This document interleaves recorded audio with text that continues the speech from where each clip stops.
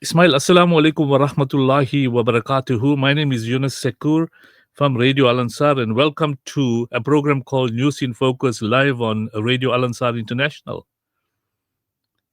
Wa alaikum salam wa rahmatullahi wa barakatuh. Yunus, it is a pleasure to be on your show. And we know and we understand that the plight of the Palestinians is very close to the hearts of all our brothers and sisters in South Africa. So once again, Jazakallah for giving us the opportunity. Brother Ismail, I know you belong to the Palestine Solidarity Alliance, and your particular alliance is committed to create activism in dealing with the genocide, in Palestine. But however, the genocide is taking place for a number of years, but there has been some kind of reaction, and this is a positive reaction from activists. I know there's been a few flotillas have attempted to go to Gaza, and they were intercepted one way or the another by the Zionist Israelis, and obviously they couldn't achieve the objective. But you can say they did achieve the objective because they created awareness that people have to react to the situation in Gaza and the humanitarian aid that's required. Now there's been a collective number of boats and ships that are heading that way, and many countries, more than 50 countries, are involved, and activists are in approximately 50 boats, stroke ships that are heading that way.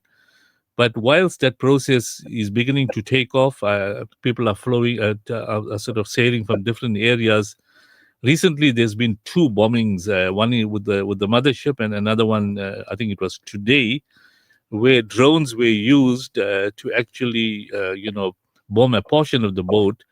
I'd like to know before we start the discussion about why the bombings and what is the purpose of the global Samud flotilla. Perhaps you just want to give us some insight into your organization and the kind of struggles that you all are involved with in the last couple of years, Ismail Bhai. Yeah, well, at the moment, I mean, obviously the focus is on the Freedom Flotilla and the activities that are taking place in the water. But we are part of an organization that has its roots from 2008. And, the first mission in 2008 was successful. It was the first and the last time that our boats reached the shores of Gaza. Every year after that, we have been attempting to break the siege. And as you correctly say, we've been unsuccessful. But I think it is important for us to understand that we get our resilience from our Palestinian brothers and sisters. And the fact that they go through life changing challenges every day and they get up the next morning and face those challenges. So for us, it is a very small price for us to pay when our ships are taken away, we are locked up and released, and we go back. So it's a small price for us to pay. However, the last couple of events has now brought about new dimensions. So previously, we knew the routine. We're going to come across about 100 nautical miles to the Gaza coast. We're going to be intercepted. They're going to take us to Ashdod, lock us up for 2 to 3 days, and release us. And that is what we've always been prepared for. And in terms of our non-violence training, our people, our activists are taught to be submissive because we are just ordinary normal citizens with no military background, and we don't have the capacity to take on special forces. Sadly, you may be aware that in 2010 we had the attack on the Mavi Mamra. The Mavi Mamra was a very big ship, almost 600 passengers, and 10 people lost their lives.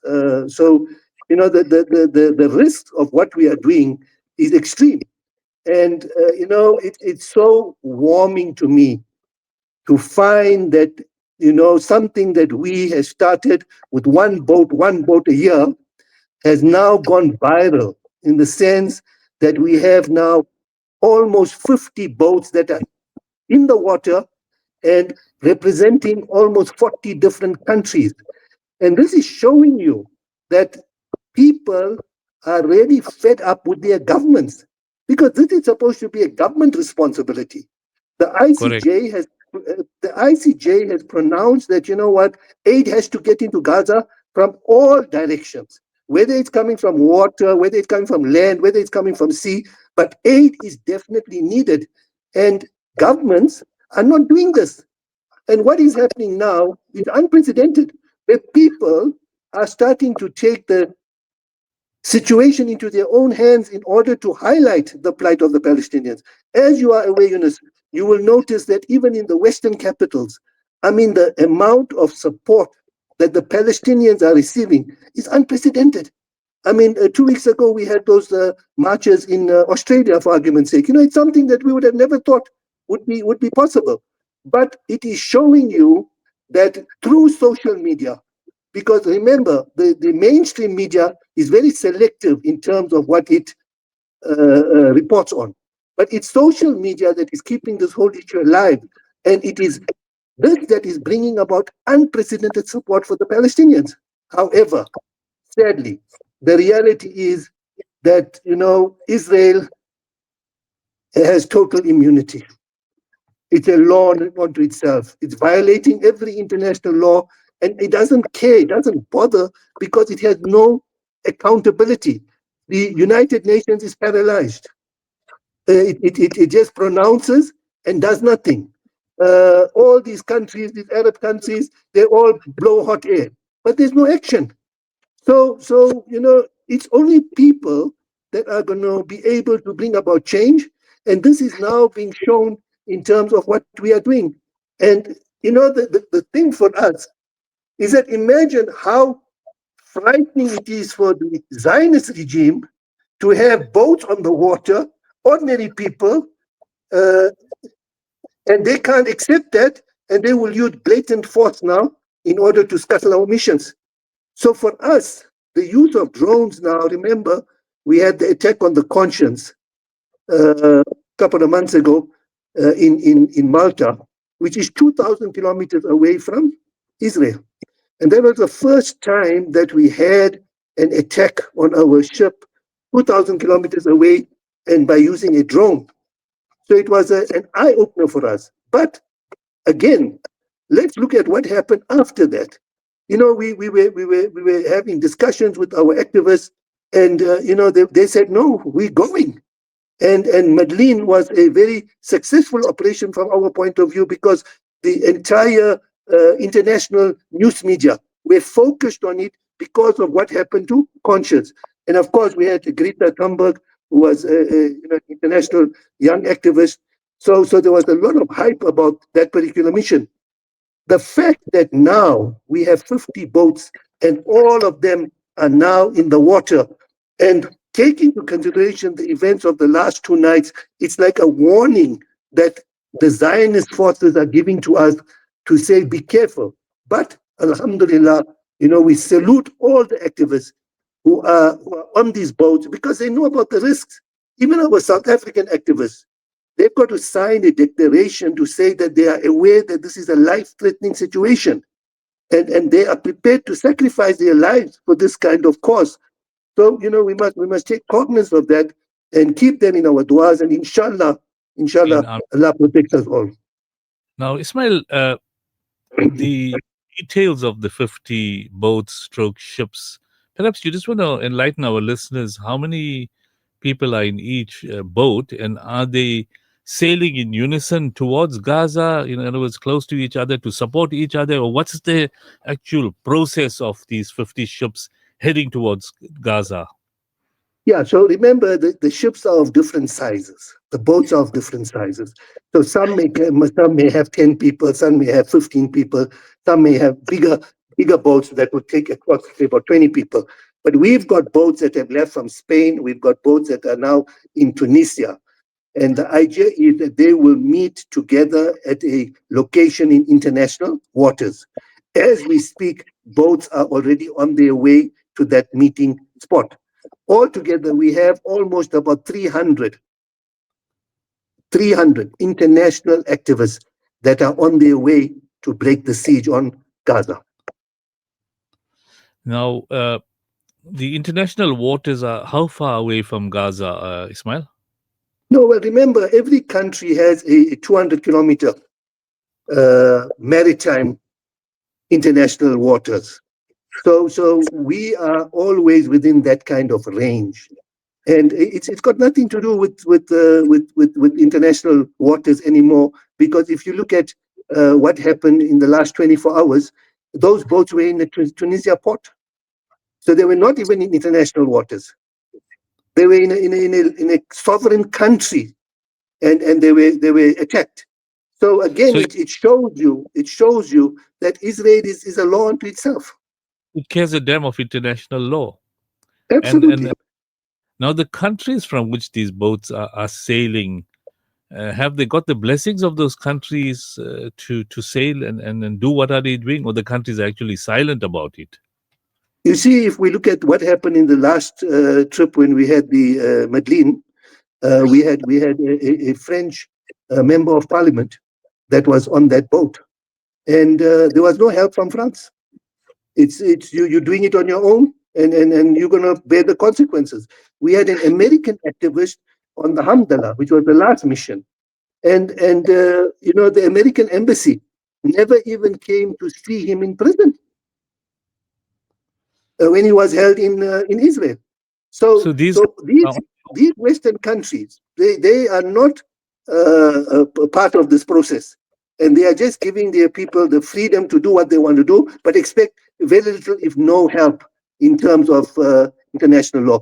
If we look at these boats, also the Madeleine was a British flag, and that would mean that Britain has a responsibility because its boat has been attacked in international waters, but there's nothing that comes out of it.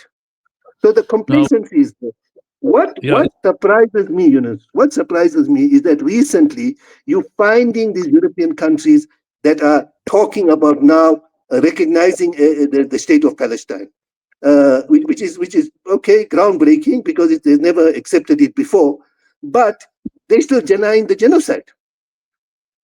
So for me, I'm not understanding how that's possible because you want to create a two-second state solution, but you are not acknowledging the genocide, which is ongoing.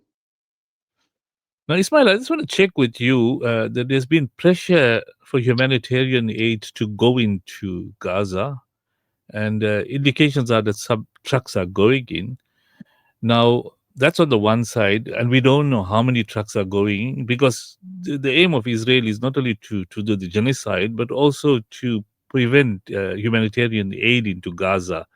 So perhaps before we finalize our chat about the global Samud flotilla, if everything goes according to plan, where do they expect to dock? I just want to check if you have any information on the aid that is going into Gaza, because America has intervened in some way or the other, and other countries. And is the aid going in at all? It's a trickle of aid that is going in. And the level of famine that is in Gaza, the amount of aid that is going in is too little to make any difference.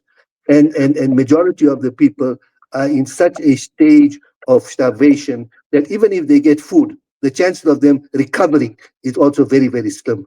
So this Very is a concerned. this is a catastrophe. This is a catastrophe, and it's a man-made catastrophe, and it is a catastrophe that is unfolding in front of our very eyes. And I personally will hold our Arab brothers, I will hold our neighboring countries, Jordan, Egypt, responsible for part of what is happening there, because they have the capacity, they have the capability, they have the power to take action. So there's serious oppression taking place, and as you said, the Arab countries are just saying nothing and doing nothing, maybe because of fear or whatever the reason is.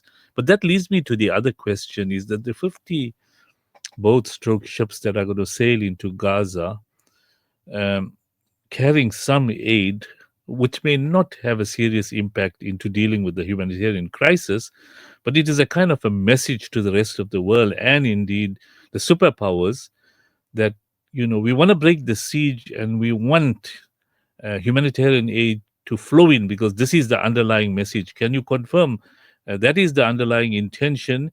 And if everything goes according to plan, where would they dock in Gaza along the seashore? Because obviously, when you sailing in a ship or a boat, you got to dock into somewhere.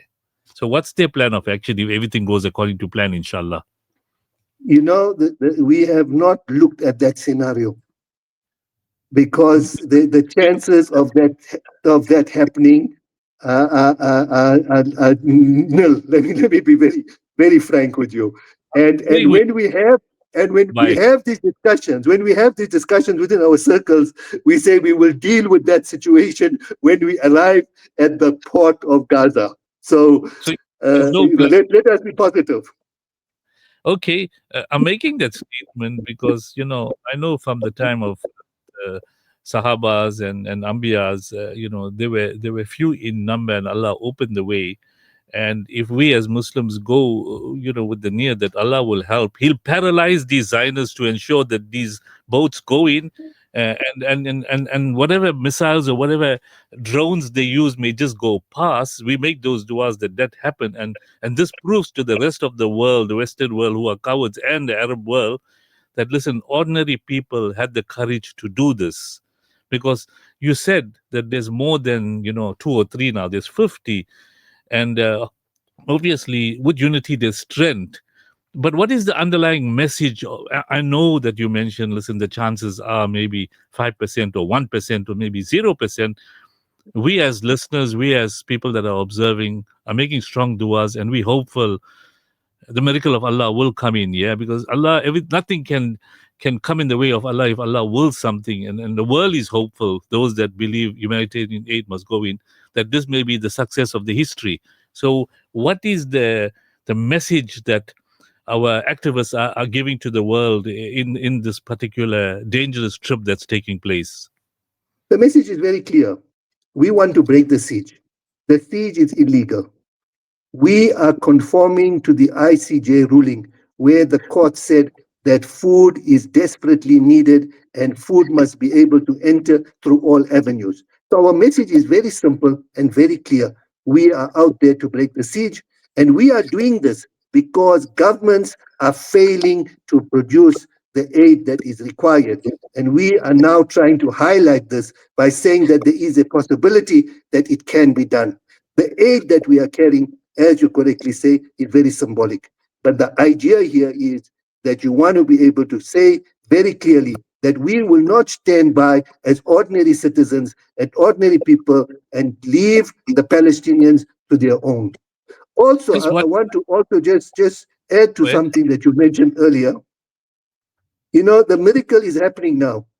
The fact that our brothers and sisters are still fighting after so many days, fighting an army that is supported by the biggest power in the world and still being able to resist, that in itself for me is a miracle. Alhamdulillah. Just one final question. All the boats are on sea, um, without any further disruptions, inshallah. When do they expect to reach Gaza? 5 days time. 5 days The time. So journey, the we, journey from where they are, yeah, it'll take 5 days before they reach the interception point. That is what we are envisaging. But in terms of what has been happening in the last 24 hours, these are very dangerous warnings that the Zionists are sending to us. Remember, they are using explosives that are just enough to cause some damage, some fires, not destroying the boats, because they can do that. They have the capacity. But doing this to what we are, back. sorry, They're doing this to get those boats to turn back. yes, yes, they're trying to instill fear into our hearts, but our people are very resolute. And remember, we're always giving our activists that option. Whenever there is things like this that are happening, we have a meeting with them and say, do you still want to proceed? Because this is dangerous. I mean, let me tell you something, Yunus. In 2012, I went to Gaza. And we all talk about being a shaheed and being a martyr. And with humbleness I say this. With humbleness I say this. Is when I was there the one night, they attacked a building about 100 meters away from my hotel. It was an 8-story building.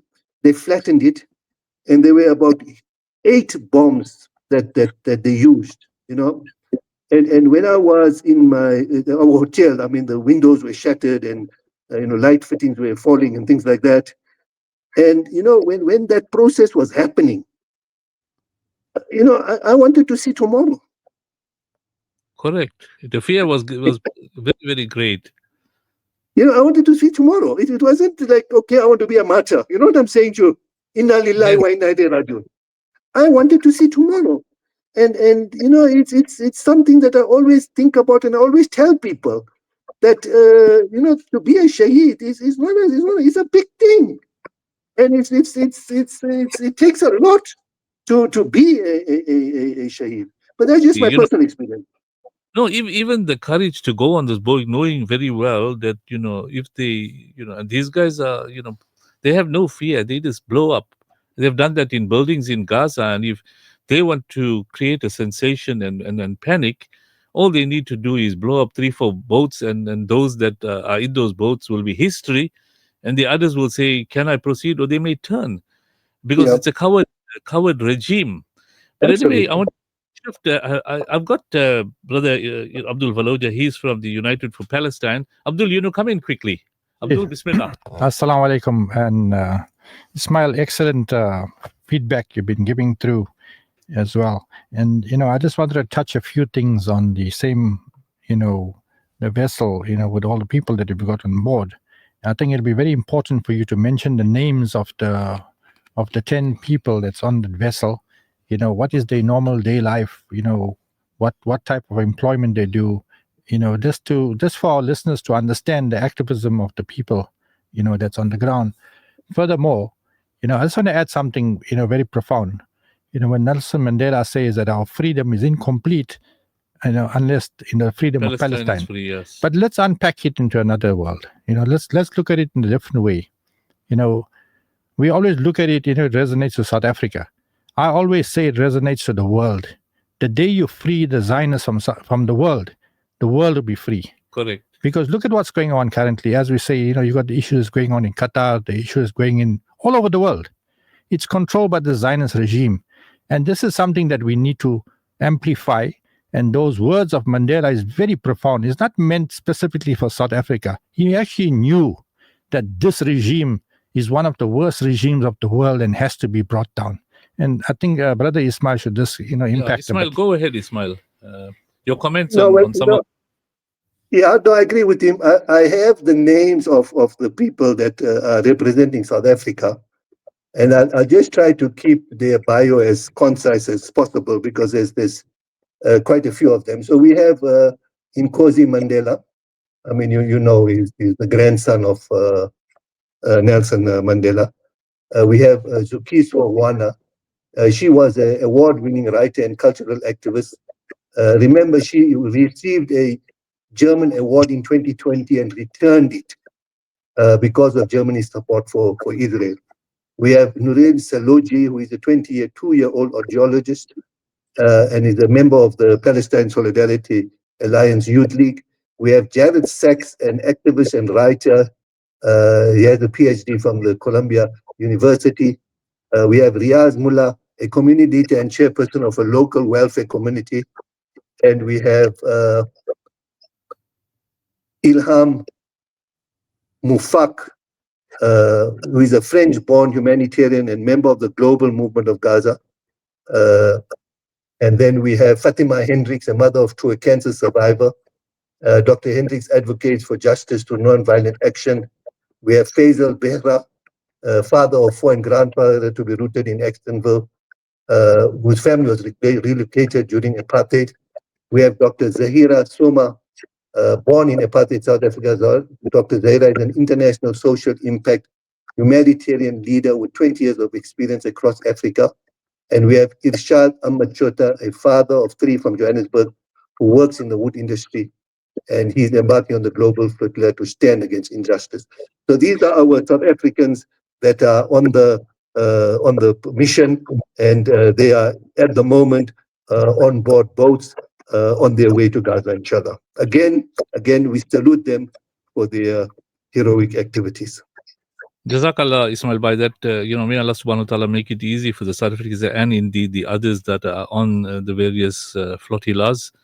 And we make du'as that they reach their destination and that whatever Israel tries to do to them is unsuccessful. We're running out of time, Ismail. I want to quickly touch on the Israel's bombing of Qatar, a lesson in civility. Now, Israel's strike on the Qatari building housing Hamas negotiators was not a military necessity. It was a declaration.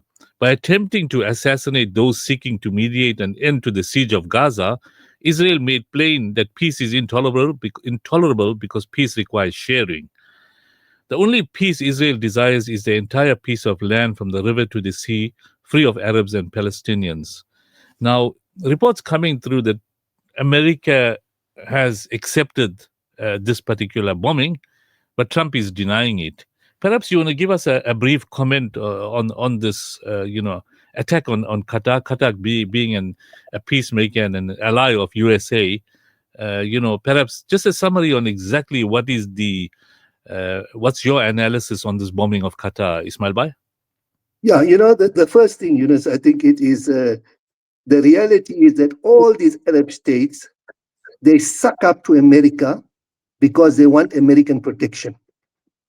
And the fact that this has happened to Qatar, remember Qatar is hosting the biggest American base in Qatar, in the Middle East. So this is a slap in the face, firstly, to all these Arab governments that are looking up to the West as a form of protection. Qatar was so happy to donate a $500 million plane just to curry favor with Trump, and hoping that he would have prevented something like this from taking place. So the reality is, at the end of the day, they should have donated as humanitarian aid to Gaza because they needed more than this Americans. Absolutely. But they're doing it because you want to curry favor the Trump administration so that Trump can protect them. The missiles that Iran was sending to them when they were attacking the American military bases, suddenly they had the capacity to attack those, to prevent those from landing onto their territory. But here, the missiles that were coming from Israel, they couldn't do anything. The other interesting thing is that what route did those aircrafts fly?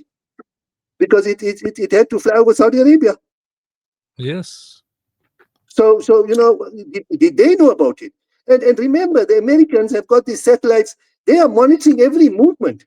So when those planes are already leaving Israel, the Americans know. So there is no way, in my mind, the Americans did not sanction this attack. They gave the go-ahead to do this thing here, and now they are backtracking. But the reality is, how many other incidents have there been that have taken place in the world? People talk a lot and nothing happens. So it's shocking that the continuation of Israeli non-accountability in terms of international law is ridiculous. Now, Ismail Bhai, I want to conclude on this one comment regarding this particular missile attack and the precision in which Israel meant to assassinate these mediators, the 6 of them. At the time that they planned to attack, these guys' phones were there, and probably that was a signal that they're in the building.